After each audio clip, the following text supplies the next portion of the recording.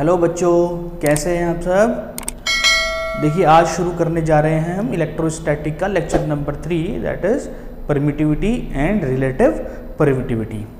चलिए शुरू करते हैं जरा। देखिए लास्ट लेक्चर में हम लोगों ने देखा कि कूलम का जो फोर्स था दो चार्जेस के बीच में। देखिए कूलम का जो फोर्स, मान लीजिए एक चार्ज हमारे पास ये था, दैट इज़ Q1, एंड दूसरा चार्ज हमारे पास था दिस इज़ Q2, और इनके बीच में जो हमारे पास सेपरेशन था वो था हमारे पास स्मॉल r। ठीक है, और हमने ये देखा कि इन दोनों के बीच में जो इंटरेक्शन होता है, लगने वाला फोर्स होता है, उसका वैल्यू होता है F is equals to small k Q1 Q2 by r square. ये इस फोर्स की वैल्यू होती है, इस फोर्स का मैग्नीट्यूड का वैल्यू होता है। ओके, चलिए तो देखिए जरा, बात हम शुरू करना चाह रहे हैं इस के से। यहाँ से बात शुरू होगी हमारे पास। देखिए स्मॉल के हमने क्या बोला था, एक कांस्टेंट था। स्मॉल के क्या था, एक कांस्टेंट था जिसका वैल्यू मैंने आप लोगों को बताया था 9 × 10⁹, और अगर इसका यूनिट निकाला जाए तो ये r इधर जाए, r स्क्वायर इधर जाएगा, तो न्यूटन मीटर स्क्वायर पर कूलम स्क्वायर, ये इसका वैल्यू जाएगा। अब ज़रा एक बात आप लोगों को बताते हैं कि ये k जो है, इस k को हम बोलते हैं 1/, इस k की वैल्यू होती है 1/4π। एक नया टर्म लेके आते हैं 1/4π, दैट इज़ एप्साइलन। ई मत पढ़िएगा इसको, that is epsilon. Okay, k is equals to 1/4π epsilon. ये इस k का वैल्यू होता है। और ये k क्या होता है हमारे पास, ये k होता है हमारे पास, this is permittivity, this is electrical permittivity. Okay, electrical permittivity epsilon. ठीक है, तो फिर से देखिए क्या नाम है इसका, एप्साइलन। इसको ई मत पढ़िएगा, एप्साइलन। ये है हमारे पास इलेक्ट्रिकल परमिटिविटी। तो जो टॉपिक हमारे पास है परमिटिविटी, आइए जरा उसको देखते हैं। This is permittivity. देखिए नाम से ही पता लग रहा है परमिटिविटी, इसका मतलब परमिट करने वाला। परमिटिविटी का मतलब होता है परमिट करने वाला। किसको परमिट करने वाला, किसको परमिशन देने वाला, किसको अलाउ करने वाला, उसको हम देखते हैं जरा।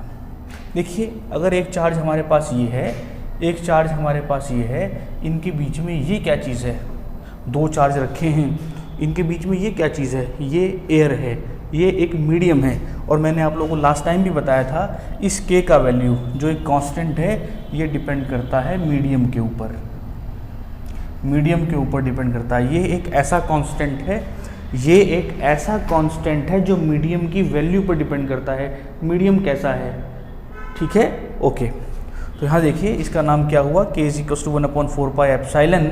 एप्साइलन इलेक्ट्रिकल परमिटिविटी को कहते हैं। ओके, यहाँ से एक चीज़ समझ में आ रही है, अगर मैं इस वैल्यू को यहाँ रख दूँ तो क्या फार्मूला बनेगा, तो F is equals to, formula बनेगा 1/4π epsilon Q1 Q2 divided by r square. ये हमारे पास फार्मूला बनने वाला है, Q1 Q2 by r square. ये फार्मूला हमारे पास दो चार्जेस के बीच में होगा। अब यहाँ से जैसे हमको एक चीज़ दिखाई पड़ रही है, यहाँ से साफ साफ एक चीज़ दिखाई दे रही है कि F इज प्रोपोर्शनल टू 1/एप्साइलन। F इज प्रोपोर्शनल टू 1/एप्साइलन, या मैं कह सकता हूँ F is inversely proportional to epsilon. F is inversely proportional to epsilon. क्या मतलब होता है इसका, कि देखिए इलेक्ट्रिकल परमिटिविटी इसका नाम था ऑफ मीडियम, इसको ऐसे समझ लेते हैं, इलेक्ट्रिकल परमिटिविटी ऑफ मीडियम, यानी ये मीडियम की कुछ वैल्यू होगी। अब समझाते हैं जरा, क्लियर करेंगे इसको। इलेक्ट्रिकल परमिटिविटी ऑफ मीडियम यानी ये मीडियम की वैल्यू को दिखाता है, ये मीडियम की वैल्यू को दिखाता है कि दो चार्जेस के बीच में जो मीडियम रखा है। देखिए दो चार्जेस मैंने ले लिए, इनके बीच में एक मीडियम है, इनके बीच में एक मीडियम है, तो जिसका वैल्यू एप्साइलन है। अब इसके बीच में कौन सा मीडियम है, इसके बीच में वैक्यूम हो सकता है, इसके बीच में एयर हो सकती है, इसके बीच में फ्री स्पेस हो सकता है, इसके बीच में ग्लास हो सकता है, वाटर हो सकता है, लिक्विड हो सकता है, कुछ भी हो सकता है यहाँ से, ठीक है। तो उसी हिसाब से हम क्या होगा, उसी हिसाब से जब हम फॉर्मूले में देखते हैं तो जैसे जैसे मीडियम का वैल्यू बदलता है, जैसे जैसे मीडियम का वैल्यू बदलता है वैसे वैसे एफ का वैल्यू भी क्या होता है, चेंज होता है। फिर से देखिए, क्योंकि यहाँ पर फॉर्मूले में एफ और एप्सिलॉन साथ आ रहे हैं, एक दूसरे के इन्वर्सली है। इसका मतलब ये क्लियर हो जाता है कि अगर एप्सिलॉन का वैल्यू बढ़ता है तो एफ का वैल्यू कम हो जाता है, अगर एप्सिलॉन की वैल्यू बढ़ती है तो फोर्स का वैल्यू क्या हो जाता है, डिक्रीज हो जाता है। और एप्सिलॉन का वैल्यू अगर डाउन हो जाता है, डिक्रीज हो जाता है, तो फोर्स का वैल्यू बढ़ जाता है, एक दूसरे के अपोजिट वर्क करते हैं। ओके, इसको ऐसे समझिए। फिर जो हमारे पास एप्सिलॉन है, इसका मतलब हुआ इलेक्ट्रिकल परमिटिविटी, मतलब अलाउ करना। परमिटिविटी का मतलब क्या होता है, परमिटिविटी का मतलब क्या होता है, अलाउ करना। किसको अलाउ करना, किस चीज़ को अलाउ करना, वो देखते हैं जरा हम, ठीक है। नाम से तो ऐसा लग रहा है कि अलाउ करने का मतलब होता है कि दो चार्जेस के बीच में अगर वैल्यू ज़्यादा होगी, इसका मतलब ज़्यादा अलाउ कर रहा है वो, ज़्यादा अलाउ करने से फोर्स बढ़ना चाहिए। दो चीज़ों के बीच में फोर्स लग रहा है और हमने उसके बीच में मीडियम रख दिया, जैसे इसका नाम से पता लग रहा है परमिट करने वाला, परमिट मतलब परमिशन देने वाला। इसका मतलब ये है कि ये जितना ज़्यादा होगा परमिशन उतनी ज़्यादा होगी, फोर्स उतना ही ज़्यादा बढ़ेगा, लेकिन ऐसा नहीं है, ये एक दूसरे के इन्वर्सली प्रोपोर्शनल है। देखिए इसका मतलब समझिए, ठीक है। बहुत आसान सा टॉपिक है, बहुत छोटा टॉपिक है, इसको समझिए। देखिए अलाउ करने का मतलब यहाँ क्या होता है कि ये अलाउ करता है, किसको अलाउ करता है, अपनी allow to its own field, to its own field, अपनी फील्ड को क्या करता है बेटा, ये अलाउ करता है। किसके बीच में, इसके बीच में, दो चार्जेस के बीच में एक मीडियम अलाउ करता है, किसको, अपनी फील्ड को, क्या करने के लिए, टू रिड्यूस द फोर्स। ये अलाउ करता है अपनी फील्ड को टू रिड्यूस द फोर्स। इसको ऐसे समझिए, मान लीजिए जैसे आप लोग देखते हैं, इसको मैग्नेट की तरफ लेके जाते हैं, उसे थोड़ा समझना आसान हो जाएगा। जैसे दो मैग्नेट होते हैं आपके पास, आप दो मैग्नेट को ऐसे रखते हैं और वो उसको छोड़ते हैं तो आपस में चिपक जाते हैं। ओके, ठीक। अब मान लीजिए आप उसके बीच में कोई मीडियम लगा देते हैं, जैसे सपोज़ मैं अपना हाथ लगा दूं तो एक मैग्नेट इधर, एक मैग्नेट इधर, और बीच में मीडियम, क्या ये हैंड हो गया, ये मीडियम हो गया हमारा। तो उन दोनों मैग्नेट का चिपकना थोड़ा सा क्या हो जाएगा, कम हो जाएगा। समझ में आ रही है ना बात।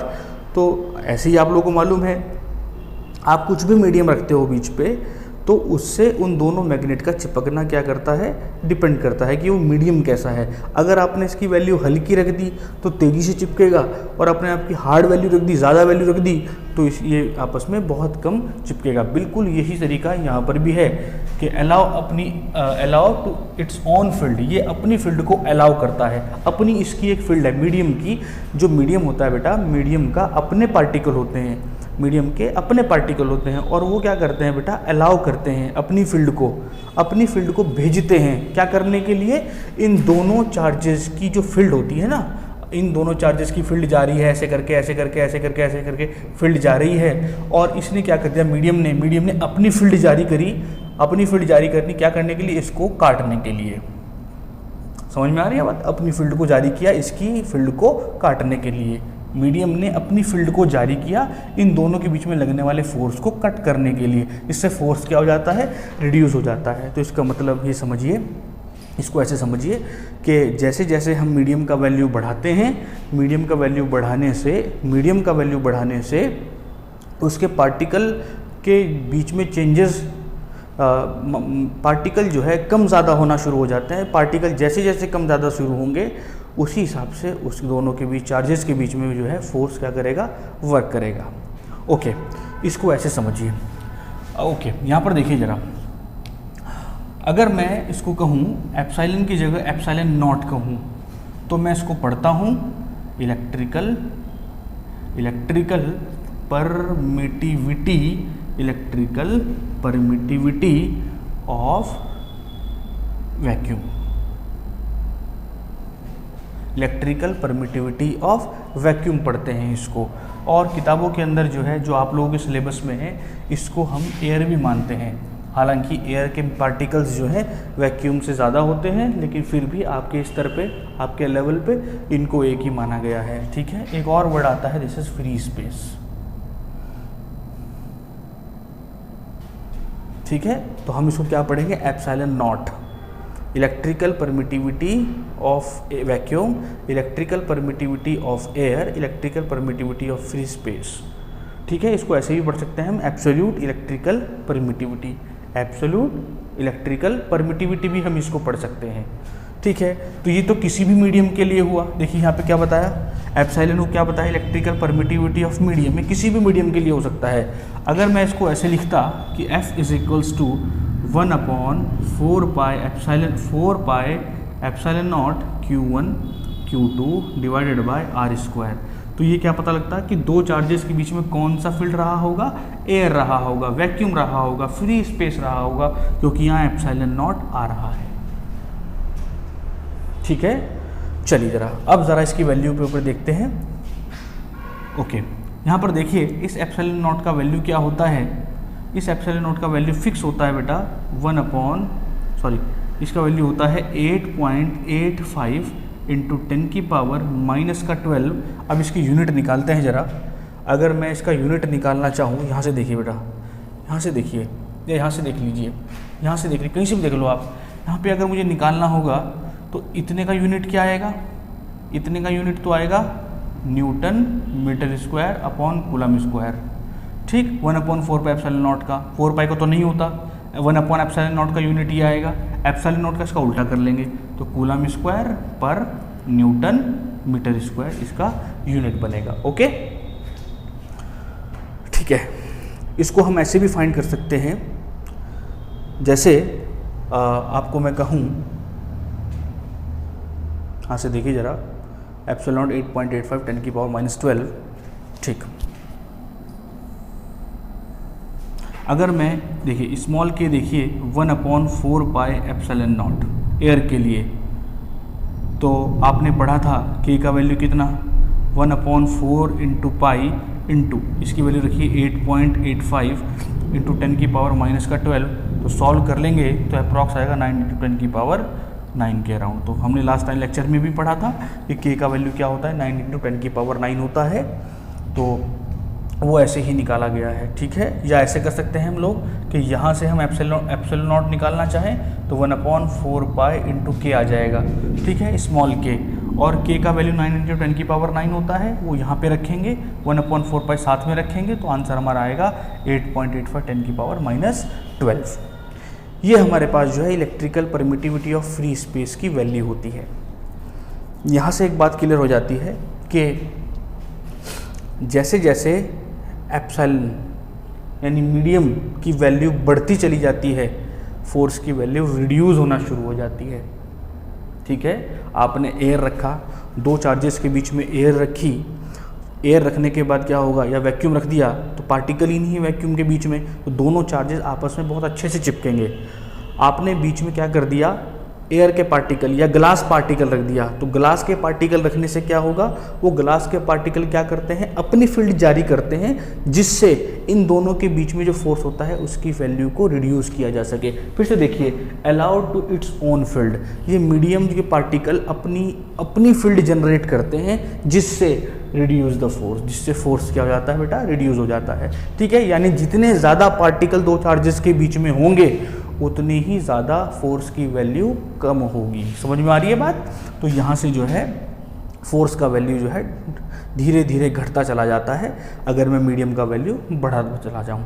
ठीक है, जैसे मैं आपसे ये कहूँ कि ये तो फ्री स्पेस के लिए है 10 की पावर माइनस 12, अगर मैं कहूँ कि वाटर के लिए कितना होगा, तो वाटर के लिए 7 पॉइंट समथिंग होता है इंटू 10 की पावर माइनस का 11 समझ लीजिए इसको, -11 या -10 समझ लीजिए इसको, ये बेटा वाटर के लिए है। अगर मैं ग्लास की बात करूँ तो वो 10 की पावर माइनस का 11 या 10 9 के आसपास, मतलब इस रेंज में आएगा।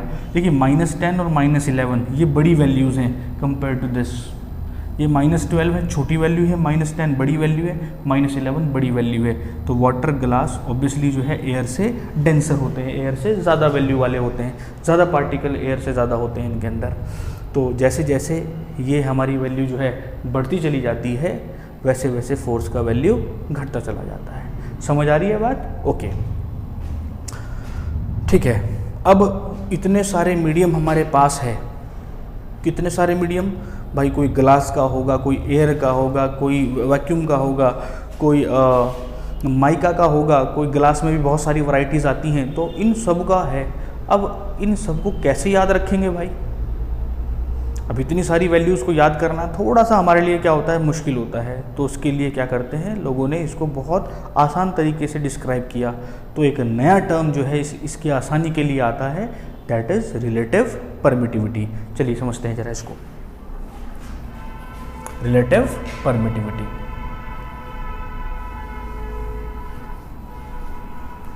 चलिए रिलेटिव परमिटिविटी समझते हैं जरा इसको। देखिए relative permittivity, that is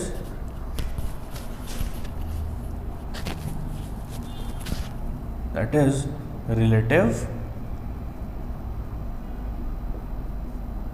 permittivity, relative permittivity. देखिए नाम से ही समझ में आ रहा है कि रिलेटिव परमिटिविटी, रिलेटिव परमिटिविटी तो है लेकिन कौन सी? रिलेटिव, एक दूसरे पे रिलेटेड परमिटिविटी, एक दूसरे पे रिलेटेड। जैसे मैं आपसे कहूँ, आसान कैसे बनाया इसको ये समझिए। देखिए रिलेटिव परमिटिविटी को हम कहते हैं एप्सिलॉन, और हम लगाते हैं यहाँ पे आर। क्या लगाते हैं? R, relative permittivity. और it is equals to permittivity of medium upon permittivity of free space. समझ आ रही है बात?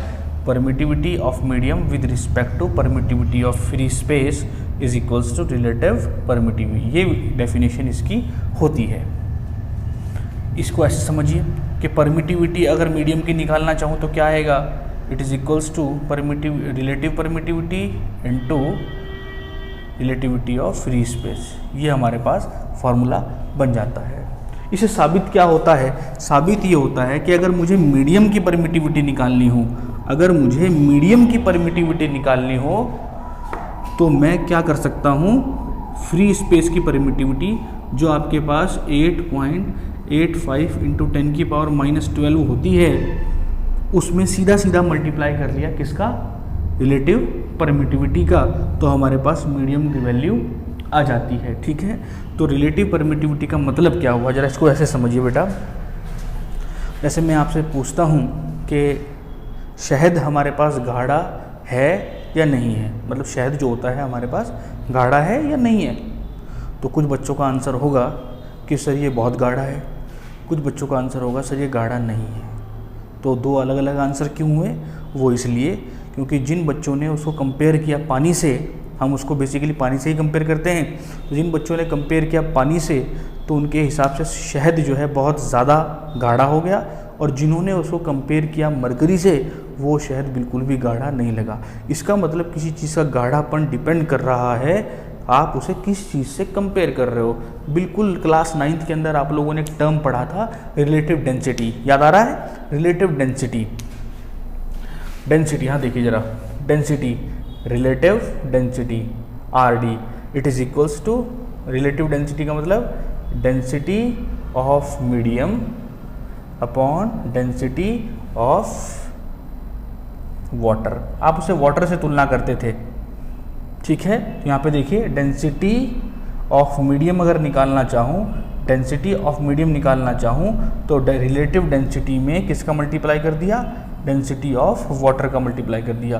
कहने का मतलब डेंसिटी ऑफ वाटर से कितने मल्टीप्लाई करूँ, डेंसिटी ऑफ वाटर में कितने का मल्टीप्लाई करूँ कि डेंसिटी ऑफ मीडियम आ जाए। समझ आ रही है ना बात? तो हम यहाँ से देखेंगे, बिल्कुल ऐसा ही इसको समझिए, बिल्कुल इसको ऐसे ही समझिए कि जो हमारे पास रिलेटिव डेंसिटी है, वो हमको बताती है कि जो मीडियम का, फिर से देखिए, रिलेटिव डेंसिटी हमको ये बताती है कि जो मीडियम का जो डेंसिटी, मीडियम का जो परमिटिविटी होगा, मीडियम का जो परमिटिविटी होगा वो एयर से कितना गुना ज़्यादा है। समझ आ रही है बात? फिर से देखिए, जो रिलेटिव परमिटिविटी होगा वो हमको ये बताता है कि मीडियम की जो परमिटिविटी है वो एयर से कितना ज़्यादा है। इसको यहाँ देखिए, मीडियम की इलेक्ट्रिकल परमिटिविटी हमको बताती है कि एयर से कितना गुना ज़्यादा है, ये कितना गुना ज़्यादा है। अगर मैं आपसे कहूँ क्वेश्चन में, अगर मैं आपसे ये कहूँ कि रिलेटिव परमिटिविटी ऑफ किसका, ऑयल का, is equals to 8। Relative permittivity of oil is equals to 8।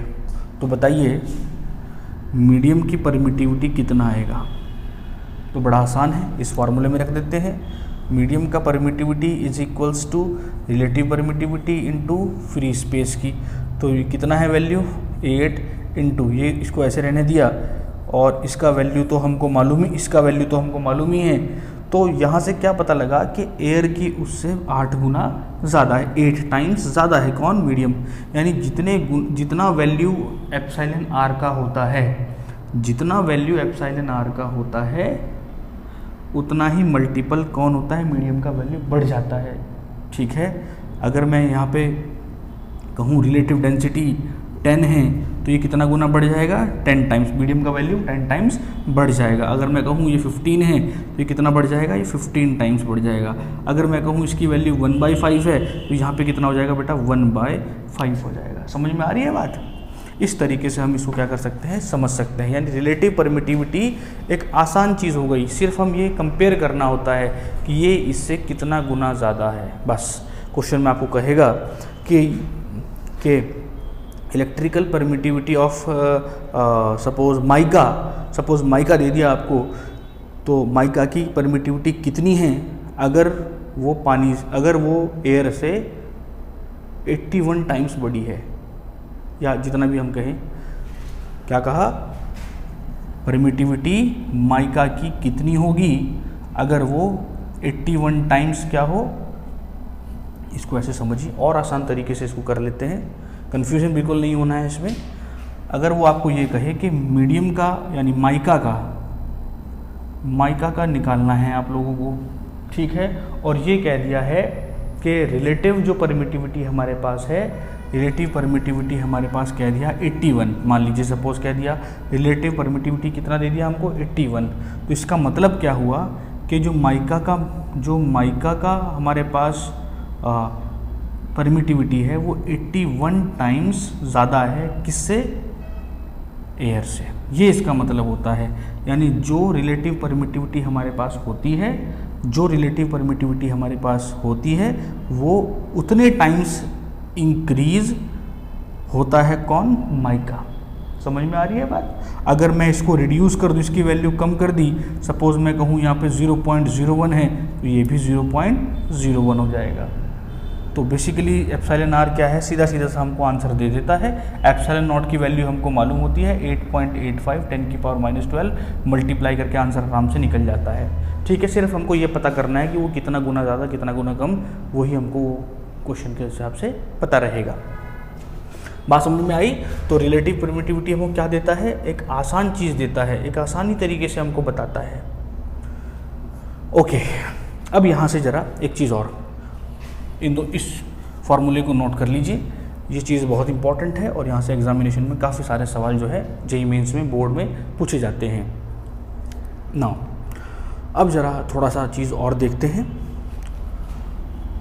देखिए, अब ज़रा हम ये देखते हैं कि फोर्स पर क्या फ़र्क पड़ता है, इस परमिटिविटी का फोर्स पर क्या फ़र्क पड़ता है। ये तो हमको पता लग ही रहा है कि फोर्स का वैल्यू क्या हो जाता है बेटा, डिक्रीज़ हो जाता है, फोर्स का वैल्यू डिक्रीज़ हो जाता है। इसको ऐसे समझिए, मान लीजिए अगर मैं कहूँ दो चार्जेस हैं Q1 और Q2, बीच में बेटा क्या है, सेपरेशन कितना है इसका, R, और ये रखा हुआ है बेटा एयर, क्या रखा हुआ है बेटा, एयर। तो इन दोनों के बीच में फोर्स कितना लगेगा, F = 1/4 पाई, क्योंकि एयर है तो epsilon naught Q1 Q2 by R square. Done with it. चलिए, क्योंकि ये क्या है बेटा, एयर है बीच में, तो मैं क्या कहूँगा, F0 is equals to 1/4πε0 Q1 Q2 by R square. Now अगर मैं इन दोनों चार्जेस को, सेपरेशन बिल्कुल सेम है, चार्जेस भी बिल्कुल सेम है, लेकिन इस बार मीडियम जो है एयर नहीं है, बल्कि मैं मीडियम जो है कुछ और मीडियम ले लेता हूँ, that is medium epsilon M, यानी कोई अदर मीडियम है हमारे पास। अदर मीडियम होगा तो फोर्स भी क्या होगा, F M is equals to force for medium 1/4π epsilon nought. आएगा इस बार एप्सिलॉन नॉट? बिल्कुल नहीं आएगा, क्योंकि हम किसी मीडियम के लिए निकाल रहे हैं। एप्सिलॉन एम यहाँ पे आ जाएगा और Q1 Q2 by R square, ये हमारे पास किसी मीडियम के लिए होता है। ओके, नाउ अब दोनों को हम क्या करते हैं बेटा, दोनों को डिवाइड करते हैं। तो डिवाइड करने से हमको क्या पता लगा, FO by FM is equal to, अगर मैं दोनों को डिवाइड कर देता हूँ ऐसे करके, FO अपॉन FM कर देता हूँ, तो ये पूरा क्वांटिटी से क्या हो जाएगा, कट जाएगा, और क्या बचेगा, 1/4π एप्सिलॉन नॉट, नीचे बचेगा 1/4π एप्सिलॉन फॉर मीडियम। अब 1/4π से 1/4π उड़ गया, देखिए 1/एप्सिलॉन एम, ये ऊपर 1/एप्सिलॉन नॉट, ये ऊपर जाएगा, तो epsilon M upon epsilon naught, ये हमारा क्या आया, FO बाय FM का वैल्यू आ जाता है। समझ आई बात। और epsilon M upon epsilon naught क्या था, रिलेटिव, ठीक है, क्या बताया था, epsilon M upon epsilon naught क्या था, एप्सिलॉन आर रिलेटिव परमिटिविटी थी। तो ये हमारे पास फार्मूला बन जाता है, जो आपने वेरी वेरी इंपॉर्टेंट, जो आपको लर्न करना है। देखिए जरा, epsilon force of air upon force of medium is equals to epsilon R, ठीक है। तो यहाँ से एक बात समझ में आती है कि अगर मैं कहूँ इन दोनों को लेके बात करूँ, तो इन दोनों को लेके बात करने से हमें पता लग रहा है, इन दोनों से हम बात करके पता लग रहा है कि FO by FM is equal to epsilon R. इसका मतलब समझिए, अगर मुझे मीडियम का फोर्स निकालना हो तो FM ये नीचे चला जाएगा, इट इज इक्वल्स टू 1/एप्सिलॉन nought epsilon R into F0। फिर से देखिए, ये इधर जाएगा, ये इधर जाएगा, तो FM क्या हुआ, FO बाय ER, ठीक है। और अगर मैं इन दोनों को इस्तेमाल कर दूँ, अगर मैं इन दोनों को इस्तेमाल करता हूँ तो इन दोनों को नहीं, इन दोनों को इस्तेमाल करता हूँ, तो क्या पता लग रहा है, epsilon M upon epsilon naught equal to epsilon R. और यहाँ से अगर मैं मीडियम की वैल्यू निकालना चाहता हूँ, तो मीडियम की permittivity is equals to epsilon R into epsilon naught. देखिए, बड़ी ही इंपॉर्टेंट चीज़ यहाँ से हमको मिली, बड़ी इंपॉर्टेंट चीज़ हमको यहाँ से देखने को मिल रही है कि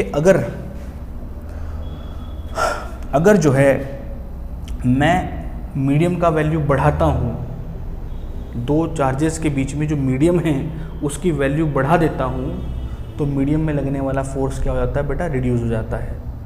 रिलेटिव परमिटिविटी अगर मैं इंक्रीज़ करता हूँ, रिलेटिव परमिटिविटी अगर मैं इंक्रीज़ करता हूँ, तो मीडियम का वैल्यू उतने टाइम्स घट जाता है। ठीक, समझ में आ रही है बात। अगर मैं रिलेटिव परमिटिविटी को बढ़ाता हूँ तो फोर्स क्या हो जाएगा, कम हो जाएगा। समझ में आ रही है बात, ओके। और अगर मैं रिलेटिव परमिटिविटी को, देखिए, अगर मैं रिलेटिव परमिटिविटी को कम कर रहा हूँ, पहले केस में रिलेटिव परमिटिविटी को क्या कर रहा हूँ मैं, कम, तो कम करने से क्या हो रहा है, यहाँ पे फोर्स का वैल्यू तो बढ़ रहा है, कम ही कर रहा था ना मैं इसको, तो कम करने से मीडियम का वैल्यू क्या हो रहा है, बढ़ रहा है। देखिए यहाँ पे डायरेक्टली है प्रोपोर्शनल, यहाँ पे क्या है, इन्वर्सली, यानी फोर्स तो उल्टा होता है रिलेटिव डेंसिटी, रिलेटिव परमिटिविटी के, और ये हमारे पास ये क्या होता है, परमिटिविटी डायरेक्टली होता है मीडियम की। तो इस बात का ध्यान रखिएगा, कंफ्यूज बिल्कुल नहीं होना है इसमें इस बात का खास ख्याल रखिएगा। जितने टाइम्स हम एप्सिलॉन आर बढ़ाते हैं उतने टाइम्स कम हमारा फोर्स हो जाता है। समझ में आ रही है बात। और जितने टाइम्स हम एप्सिलॉन आर को घटाते हैं उतने टाइम्स FM हमारा बढ़ जाता है। बड़ा सिंपल सा आंसर है, ठीक है। जैसे इसको एग्जांपल से हम लोग देखते हैं,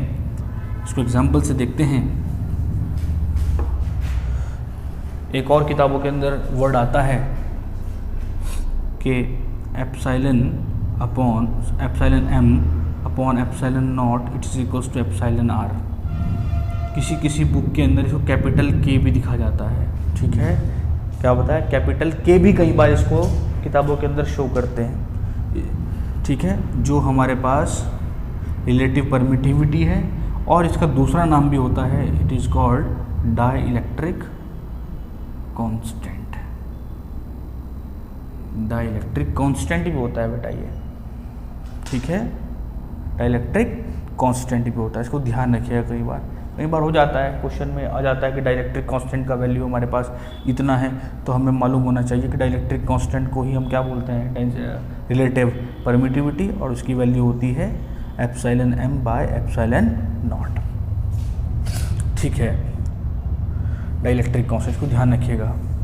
और ये क्योंकि सभी मीडियम माइका, ग्लास, वाटर और ऑयल, हमारे पास बेंजीन, जितने भी है मतलब मीडियम है, वो कहीं ना कहीं एयर से तो डिफर ही होंगे। एयर से कौन कितना डिफर है, कितना गुना ज़्यादा है, एयर से कोई मीडियम कितना गुना ज़्यादा है, यही हमको बताता है कौन, relative permittivity. How many times the value of medium increase by value of air, value of medium of air. ध्यान रखिएगा इस बात का, सिर्फ हमको ये बताता है कि वो कितना गुना ज़्यादा है या कितना गुना कम है, किससे, एयर की परमिटिविटी से। ये हमारे पास रिलेटिव परमिटिविटी होती है। ओके, अब जो एक चीज़ हम इसमें देखना चाहते हैं कि जैसे वैक्यूम के लिए फॉर वैक्यूम जो कैपिटल के होता है, इसका वैल्यू होता है 1.00, तो आप इसको 1 ही कह लीजिएगा नॉर्मली। वैक्यूम के लिए कितना होगा बेटा, के का वैल्यू कितना होगा, 1, जिसको हम रखते हैं। और एयर के लिए भी हम इतना ही मान लेते हैं, के का वैल्यू 1, हालांकि 1.006 होता है, लेकिन इसको फ़िलहाल हम 1.1 ही मान लेते हैं एयर के लिए। ओके, और इसमें देखिए ज़रा आगे होता है, ग्लास के लिए होता है हमारे पास ये के फॉर ग्लास के लिए होता है 3 to 4, किसी बुक में उतना 6 to 10 के बीच में भी होता है बेटा ये, के ग्लास 3 to 4, ग्लास की कोई दूसरी क्वालिटी होगी उसके बीच में वैल्यू, उसका भी वैल्यू दिया होगा, 3 to 4 इसका वैल्यू होता है। और यही हमारे पास क्या होता है, एप्सिलॉन आर, यही हमारे पास क्या होता है, एप्सिलॉन आर। तो अगर मैं आपसे ये कहूँ कि ग्लास का डाइलेक्ट्रिक कांस्टेंट, फिर से देखिए, ग्लास का डाइलेक्ट्रिक कांस्टेंट मैं आपसे कहता हूँ 4 है, ग्लास का डाइलेक्ट्रिक कांस्टेंट कितना है, 4। तो ये बात एकदम से दिमाग में आ जानी चाहिए, यही हमारी पास एप्सिलॉन आर है। ओके, तो ये एयर से कितना गुना ज़्यादा भारी है, 4 टाइम्स बड़ा है, ठीक है ना। जैसे मीडियम का निकालना चाहूँ, यहाँ पे 4 रखा और एप्सिलॉन नॉट यहाँ जाएगा, समझ में आ रही है बात, तो 4 टाइम्स इससे बड़ा हो जाएगा। और अगर मैं मान लीजिए इसको हम जो है वाटर के लिए ये वैल्यू कितना है बेटा, 81। ये कैपिटल के है बेटा, स्मॉल के नहीं है ये अगर वाटर के लिए कितना है बेटा, 81, तो बताइए वाटर कितना गुना ज़्यादा होगा उसका मीडियम, 81 टाइम्स बड़ा हो जाएगा। तो ग्लास का जो वाटर का जो परमिटिविटी होगा वो रिलेटिव इनटू एप्सिलॉन नॉट, ठीक है, 81 रखा, यहाँ पे एप्सिलॉन नॉट, ये हो जाएगा वाटर का, तो वाटर का 81 टाइम्स क्या हो जाएगा, इंक्रीज हो जाएगा एयर से। इस तरीके से इसका फ़ायदा होता है, इसी तरीके से हम इसको याद रखना चाहते हैं, ठीक है। तो समझ में आई बात, तो ध्यान रखिएगा। फिर से देखिए एक बार कि फोर्स का वैल्यू हमारे पास कूलम लॉ के अनुसार जो फोर्स आता था हमारा, वो होता था force is equals to small K Q1 Q2 by R square, ये हमारा फोर्स आता था। के को हम क्या बोलते हैं, 1/4 पाई एप्सिलॉन नॉट इसकी वैल्यू होती है। एप्सिलॉन नॉट क्या है, इलेक्ट्रिकल परमिटिविटी किसमें, किसी मीडियम की, किसी मीडियम। अच्छा, अगर मैं इसकी जगह एप्सिलॉन नॉट रख दूँ तो वैक्यूम एयर फ्री स्पेस की परमिटिविटी हो जाती है। और अगर मैं इसकी जगह कोई दूसरा मीडियम रख दूँ तो उसके बीच ये उसका फोर्स हो जाएगा, ये उसकी परमिटिविटी हो जाएगी। यहाँ से पता लग रहा है एफ और इन्वर्सली प्रोपोर्शनल है किसके, एप्सिलॉन के।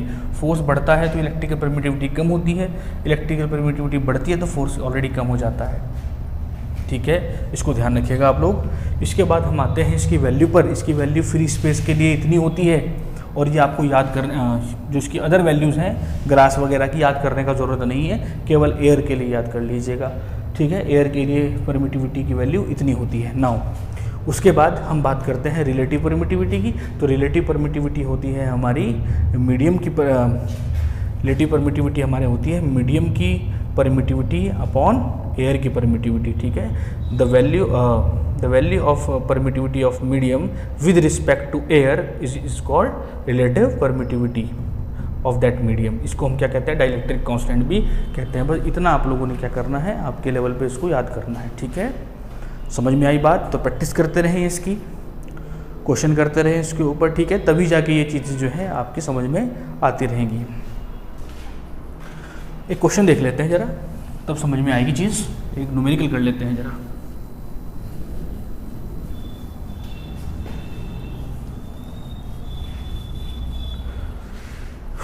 मान लीजिए हमारे पास एक चार्ज है, ये एक चार्ज है ये इस, ठीक है। This is Q1 and this will be Q2। ये Q1 करनी चाहिए, ये हमारे पास Q1 और दूसरा हमारे पास Q2। नाउ इन दोनों के बीच की डिस्टेंस बेटा स्मॉल d है, ठीक है। इन दोनों के बीच में स्मॉल d है बेटा ये, और ये जो हमारे पास ये जो बीच में मीडियम है बेटा, ये हमारे पास एयर है। क्या है बेटा? एयर, ठीक। यह है एयर के लिए। तो एफ नॉट कितना आएगा? 1/4 pi epsilon naught Q1 Q2 by d square. समझ में आ रही है बात? इस बार हमने इसको क्या कर दिया, कोई दूसरा मीडियम रख दिया, सेपरेशन d ही रहने दिया सेपरेशन हमने d ही रहने दिया, Q2 और ये Q1, और इस बार यहाँ मैंने कोई दूसरा मीडियम ले लिया। जैसे मैं यहाँ पे सपोज ग्लास ले लेता हूँ, तो F फॉर ग्लास कितना आएगा? 1/4 pi E glass Q1 Q2 by d square, ठीक है। दोनों को डिवाइड कर लेते हैं। FO by FG is equals to, ये पूरा टर्म से कैंसिल हो जाएगा, 1/4 पाई से 1/4 पाई, और ये EG ऊपर जाएगा। दिस इज ग्लास के लिए परमिटिविटी, और ये आ जाएगा एयर के लिए permittivity, and this is called relative permittivity. ये हमारा चीज़ यहाँ से समझ में आता है। समझ में आ रही है बात? नाउ अच्छा, इसको ऐसे देख लेते हैं। मान लीजिए ऐसे कर सकते हैं हम इसको। अब मान लीजिए हमारे पास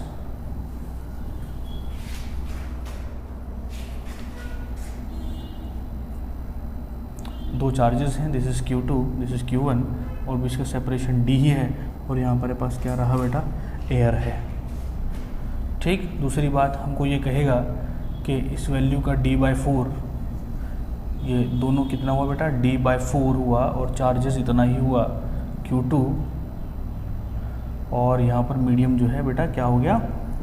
मीडियम इस बार कोई दूसरा ले लिया, मान लीजिए ग्लास ही ले लेते हैं, ग्लास ले लिया, ये d/4 कर लिया हम लोगों ने। समझ में आ रही है बात? तो FO एयर के लिए देखिए 1/4 pi epsilon naught Q1 Q2 by d square, और यहाँ पे देखिए अगर मैं ग्लास के लिए निकालूंगा तो 1/4 पाई एप्सिलॉन, किसके लिए बेटा? ग्लास के लिए, epsilon for glass, this is Q1 Q2 by d/4 का स्क्वायर, डिस्टेंस का स्क्वायर होता है ना।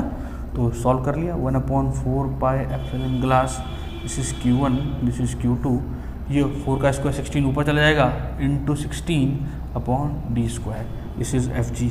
इन दोनों को डिवाइड किया तो FO/FG, दोनों को डिवाइड कर, तो इससे तो ये पूरा टर्म उड़ गया, 1/4 पाई से 1/4 पाई उड़ गया, EG ऊपर चला जाएगा, तो EG अपॉन क्या जाएगा? एप्सिलॉन नॉट, G/एप्सिलॉन नॉट तो नीचे आ गया ऐसे, और जब इनको डिवाइड किया इसके साथ, तो ये पूरे का पूरा टर्म इसके से कैंसिल हो गया, तो ये कितना आएगा ऊपर? देखिए ऊपर है, और इट इज इक्वल्स टू 16 आ गए यहाँ पे।